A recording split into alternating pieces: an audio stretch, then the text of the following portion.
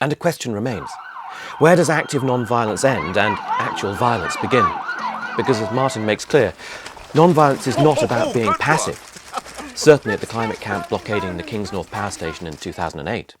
The other day I was involved in pushing the police off site, and there was an incredible level of discipline and coordination without any planning, as far as I know, that we were going to be actively resistant but not aggressive.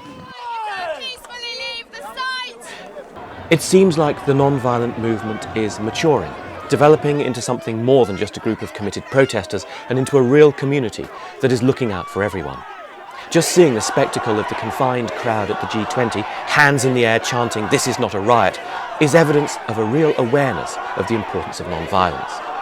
And that reaction would not have been believed had it not been for the multitude of citizen journalists and campaigners with cameras. And what was fascinating at the G20 in particular was seeing how every citizen or demonstrator or journalist armed with a mobile phone and its camera is now a walking CCTV camera. And the police, who have so welcomed additional surveillance and championed it, are now finding that surveillance is a two-way street. Thames Valley Police has an obligation to facilitate peaceful protest under Articles 8, 10 and 11 of the European Convention of Human Rights. Non-violent protest is not just a legitimate way to create change, it's a very necessary way to attempt to create change. Without dissent, without protest, without discussion, without debate, democracy will stultify, democracy will die.